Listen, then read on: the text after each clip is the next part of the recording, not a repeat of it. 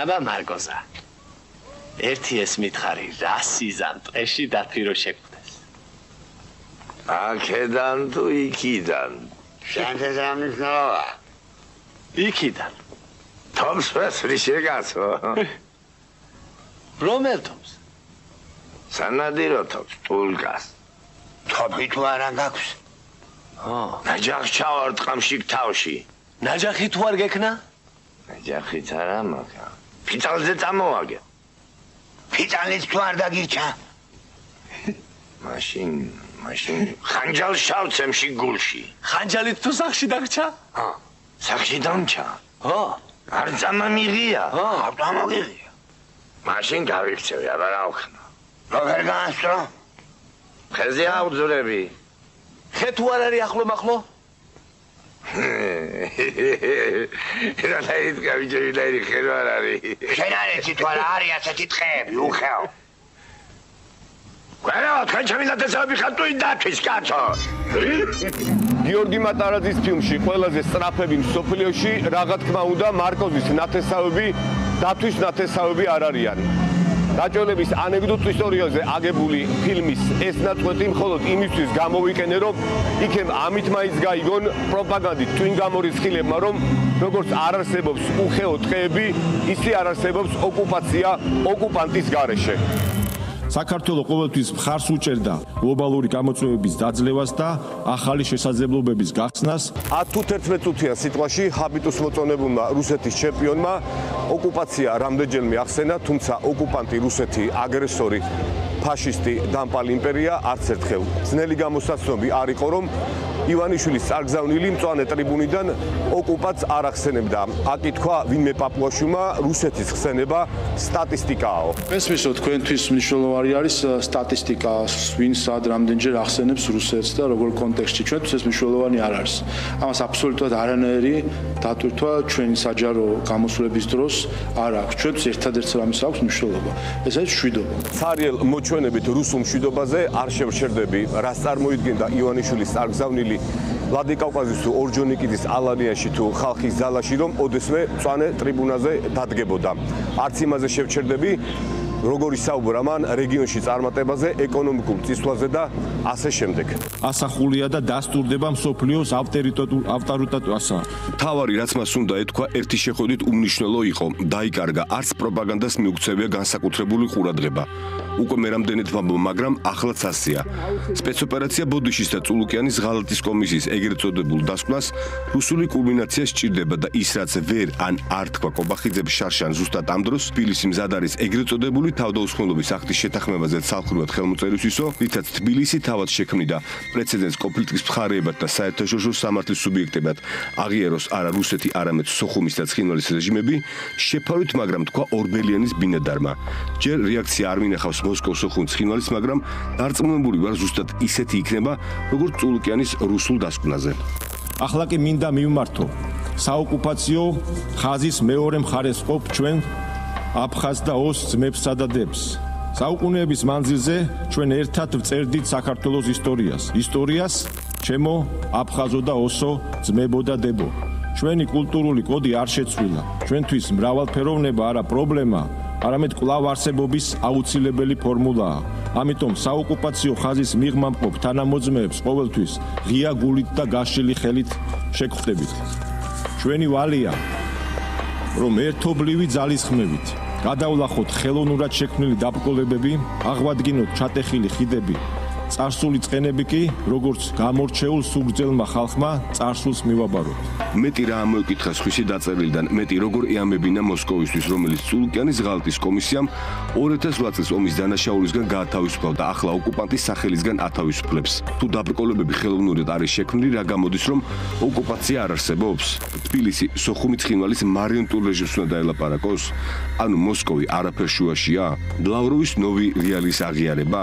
არაღიარების პოლიტიკის დასრულება? თუ საქართველოს ხელისუფლებად წოდებული აღარ მოიხსენიებს რუსეთს ოკუპანტად, მასთან მხოლოდ დიპლომატიური ურთიერთობის აღდგენა დარჩა, რატომ უნდა გამოიდოს თავი ვაშინგტონმა, ბრიუსელმა, ლონდონმა და მსოფლიოს სხვა დედაქალაქებმა საქართველოს ტერიტორიული მთლიანობის დასაცავად? მე პირადად სპეცოპერაცია ბოდიშის შემადგენელი ნაწილი მგონია ევროკავშირის საელჩოებზე გამუდმებული თავდასხმა. გერმანიის და ბრიტანეთის ელჩების საგარეოში დაბარება, ვაშინგტონის მუდმივი ძაგება, თან ისე რომ ვითომ ტრამპს აქებენ. რუსული დავალების მიხედვით მეგობარმა თავად უნდა თქვას უარი საქართველოზე. რუსული ბოდო, რომელიც წარგზავნილმაც ახსენა ეგრეთ წოდებულ სიტყვაში. ქართველი ხალხი არ შეეგუება ულტიმატუმების, შანტაჟისა და დაშინების ენით საუბარსო, ამ გეგმის ნაწილია, მაგრამ ქართველი ხალხის გმირული ბრძოლით, უსულდა ივანიშვილის ოკუპაციასთან შეუგებლობით, მეგობრები ჯერ ხელს არ გვიშვებენ.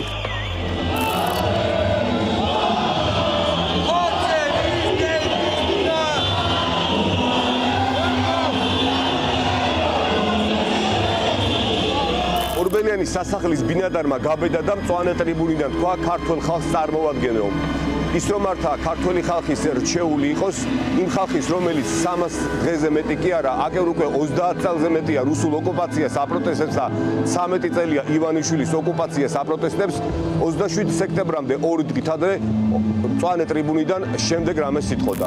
მე წარმოვადგენ იმ სახელმწიფოს, რომელიც რუსეთის და პუტინის მიერ არის ოკუპირებული. მე წარმოვადგენ იმ საქართველოს, რომლის ძირძველი კუთხე და ძირძველი ქალაქი სოხუმი 32 წლის წინ 27 სექტემბერს რუსმა ჯალათებმა დროებით დაიკავეს.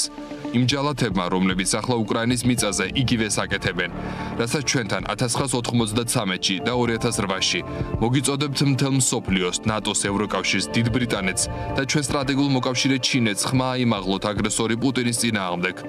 დაეხმაროთ უკრაინას თავისუფლების ბრძოლაში, რადგან მტკიცედ მწამს, რომ უკრაინის გამარჯვება, საქართველოს გამარჯვება, მთელი ევროპის გამარჯვება, ცივილიზებული სამყაროს ბოროტებაზე გამარჯვებაა. ორბელიანის სასახლის ბინადარი მართლა პოლიტიკური არბიტრი რო იყოს მსოფლიო გეოპოლიტიკის, რეგიონალური პოლიტიკის ან ზოგადად პოლიტიკის რამე გაეგებოდეს, თავის და არა სხვის დაწერილ სიტყვაში ასეთ რამესაც იტყოდა.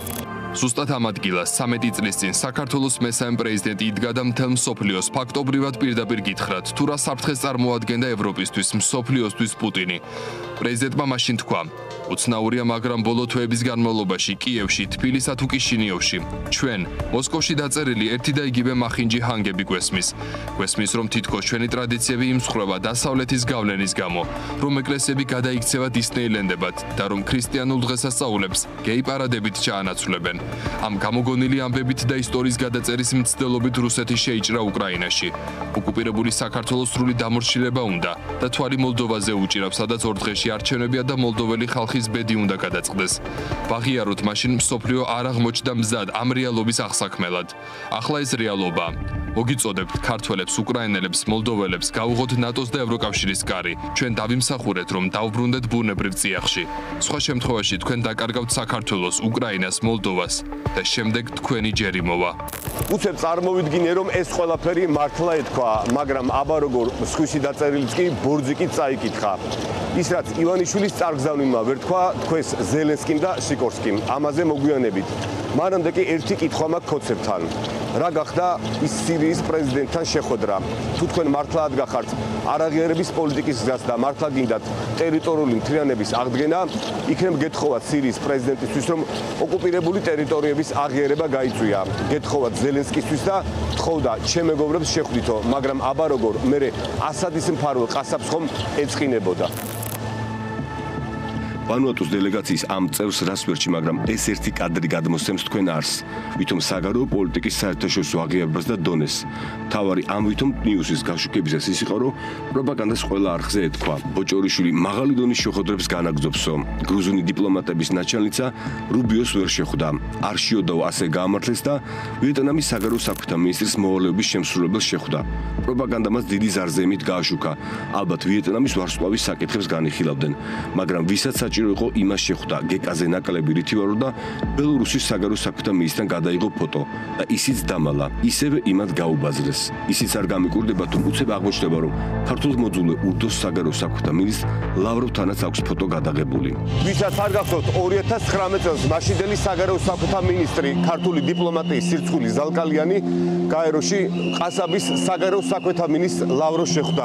ამბავი მაშინ მიდმა გააბაზრა. ამის შესახებ აღარ ჩაღრმავდა მოგზაურდები, ყველაფერი ღია წყაროებშია. ერთის თმა კი შემიძლია. 2019 წლიდან მოყოლებული დაიწყო ივანიშვილის საგარეო კურსის ჩრდილოეთისკენ ბრუნვა. 2024 წლის 28 ნოემბერს ყველაფერი ღიად დაფიქსირდა. პლანეტ ტრიბუნიდან ივანიშვილის რუსული გზავნის გარდა ორბელიანის ბინადას ნიუ-იორკში ტრამპი უნდა ენახა. ზეპირატკოს კომუნიკაცია შედგავდა, მე როგორც იქნა ერთი ფოტოც დაეწია. სტანდარტული პროტოკოლური ფოტო, რომელიც იმ დღეს ტრამპთან ყველამ გადაიღო. ის დამპირდა, რომ აუცილებლად დაუბრუნდება ამ საკითხს და დამიკავშირდება. Звезды тают над Москвой. Может, я забыла гордость? Как хочу я слышать голос, как хочу я слышать голос. Долгожданный голос твой. Позвоним. დაურე კავს, პრეს გამოაბავს ფეხზე წერილს თუ ჰარი პოტერის ბუს. იქნებ ელფოსტა ან ელდეპეშა, თუ ოდნოკლასიკების ჩატი. სიგნალი ჯობია, უფრო დაცულია. Позвони мне, позвони. ნეტა ის მაინც კითხა შეკაცო წერილ რომ გამოგიგზავნო წაიკითხეო, ორჯელო უპასუხია ტრამპს. ისე ამათი სახეებიც არ მომწონს. მე ვერ ვიმკითხავებ. ტრამპისგან სარცელოდები. ბატონო? Позвони мне, позвони. სამარჩელო არაფერია, იზოლაცია სახეზეა, ამის შემდეგ სანქცია და რადგან ასია, ქვაქავზე ნუდარჩენილაო და ელჩებს შეუტიეს. ისიც არ გამიკვირდება, რომ მალე რომელიმე ელჩი პერსონა ნოგრატად გამოაცხადონ, აბა ისე ვერ გააგიჟეს დასავლეთი, რომ ქართულ საზოგადოებაზე ხელი ჩააქნევინონ. ვენეციის კომისიას დაჩხავენ იმ ელჩებს, რომელსაც უსმენენ და უთვალთვალებენ. აი ტრამპთან გადატვირთვას რაც შეეხება, რაც არ და ვერ იტვირთება, არ და ვერ იტვირთება. რომ იტვირთებოდეს, ბოჭორიშვილს მიიწვევდა რუბიო ტრანსატლანტიკურ ვახშამზე. ბოჭორიშვილი არ ჩაუზღვის ქვეყნების საგარეო მინისტრების შეკრებაზე მიიწვევს, რომელიც 20 ოქტომბერს ლუქსემბურგში გაიმართება. არ მინდოდა თქვა, მაგრამ რუსებს ასეთ შეკრებაზე არ იწვევენ. ორბელიანის სასახლის ბინადის გასეირნება ნიუ-იორკში, გაეროში და არა შეერთებულ შტატებში, როგორც ამას პროპაგანდა ღაღადებს, ივანიშვილისთვის ფიასკოთი დასრულდა. ის, რაც მან ვერ თქვა, ან როგორ იტყოდა, თქვა ზელენსკიმ. სოფლიოს პასუხი კვლავ არ არის საკმარისი. ჩვენ ევროპაში უკვე დავუკარგეთ საქართველოს ადამიანის უფლებები და ევროპული ხასიათის სახელმწიფოებრივი მოწყობა იქ მხოლოდ უარესდება. საქართველოს დამოკიდებულია რუსეთზე და მრავალი წელია. ამ სიმართლისთვის რუსულმა ოცნებამ რაც მოაწყო, მის ტირაჟირებას არ ვაპირებ. ის რაც ვერ და არ თქვა რუსული საქმის გამკეთებლებზე დედის მაგინებელმა, თქვა პოლონეთის ვიცე-პრემიერმა და საგარეო საქმეთა მინისტრმა შიკორსკიმ. რუსეთის წარმომადგენლებისთვის ეს მაქვს სათქმელი, ვიცით რომ არ დაეძებთ საერთაშორისო სამართალს და არ გაგაჩნიათ უნარი მშვიდობიანად იცხოვროთ თქვენს მეზობლებთან. თქვენი გიჟური ნაციონალიზმი შეიცავს დომინაციის სურვილს, რომელიც არ გაქრება, სანამ არ გაიაზრებთ, რომ იმპერიის დრო წასულია და თქვენი იმპერია არ აღდგება. თითოეული დრონით დარტყმა, რომელსაც უკრაინის შეერიღებული ძალების გმირები ახორციელებენ, ღმერთმა დალოცოს ისინი აახლოვებენ ამ დღეს. და ისევ ზელენსკი, რომელმაც სოფლიოს გასაგონად ხმაღალად თქვა, რომ არ არსებობს უსაფრთხოების გარანტიები მეგობრებისა და იარაღის გარდა. თქვა და ტრამპსაც შეხვდა და ტრამპმაც თქვა ის, რასაც მისგან არავინ ელოდა. ეს საშინელი ომი უნდა დასრულებულიყო. რუსეთს უნდა შეეწყვიტა. 3 წელიწადნახევარია ომში არიან და წინ არ წაუწევიათ. ნახავთ რა მოხდება, მაგრამ მეორე მხარესაც. უკრაინას შეუძლია ბრძოლა და ეს დაამტკიცეს. შეიძლება რუსეთი ქაღალდის ვებხვია. ნამდვილად არ ვიცი ვინ არიან, მაგრამ 3 წელიწადნახევარია იბრძვიან და ყველას ხოცავენ. ეს ადრეს მსოფლიო რეალობა და ტყუილად არ შეადარა ტრამპმა ქაღალდის ვეფხვს რუსეთი, ჩინეთზე ჩამოკიდებული რუსეთი. ვეფხვი ჩინეთის სიძლიერის ერთ-ერთი სიმბოლო და თუ ვეფხვი ქაღალდის არის, არც ის არის შემთხვევითი, რაც ზელენსკიმ გაეროს უშიშროების საბჭოზე თქვა. ჩინეთის გარეშე რუსეთი არაფერია. ეს ურდოშიც იციან, ვეფხვი კი არა დათვიო. აი ეს დათვი დასაწყისში რომ ვახსენე, დაჭრილი მარკოზას ანეკდოტურ ისტორიაში. ეს ის რუსული დათვია, რომლის ვასალიც ახლა ივანიშვილის სინდიკატია. ორთვეში 28 ნოემბერს ერთი წელი სრულდება მას შემდეგ, რაც ყობახიძის პირით მიტაცებული და გაყალბებული არჩევნების შემდეგ ივანიშვილმა საჯაროდ განაცხადა, რომ ის ქართველიერის საუკუნოვან იდეას ევროპაში დაბრუნების შესახებ რუსულ ნეხვში ასამარებს. 302 დღეა ქართველები ქუჩაში არიან და ამ ყველაფერს აპროტესტებენ. ამ დღეებში ივანიშვილის წაგზავნილმა პლანეტ ტრიბუნიდან სხვის დაწერილ ტექსტში ასეთი რამეც ამოიკითხა. გაერთიანებულმა ერების ორგანიზაციამ უნდა უზრუნველყოს ჩვენი პლანეტის ტრანზიცია. შეურაცხყოფის გარეშე მგონია, რომ მან უბრალოდ არ იცის ამ სიტყვის მნიშვნელობა, არადა წინ მოძრაობას შეცვლას ნიშნავს. პოლიტიკურ გარემოში ტრანზიცია განისაზღვრა როგორც ცვლილება ერთი სახელმწიფო მოწყობიდან მეორესკენ, პოლიტიკურად ტოტალიტარიზმიდან დემოკრატიისკენ. მგონიათ ეს არის ივანიშვილის ტრანზიცია, არა პირიქით ბიზნესეული ტრანზიცია მისი დუგინის, კარის ფილოსოფოსის და ათობით ანტიქართული წერილის ავტორისგან.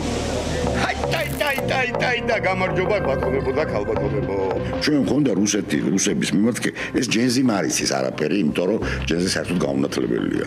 ნუ ხო ახლა როცა კაცი შეხვალი ეჭვდეს უნივერსიტეტში, ან როგორც თავის დროზე იყო სტალინი, რომ შევიდა სემინარიაში, გახდა რევოლუციონერი.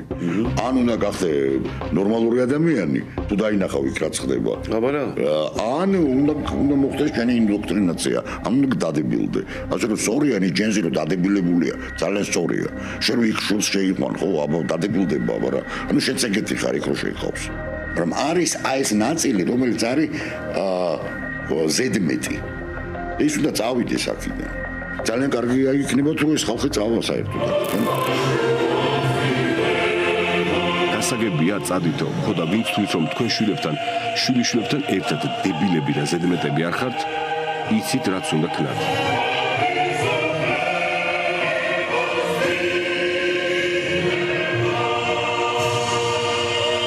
ტრადიციულად ან ჩვენ ან ის თუ ის მაშინ რკინის ფარდა და რუსეთის უკანალი არ იქნება ივანიშვილი, იქნება საქართველო. დარჩება ივანიშვილი, არ იქნება საქართველო.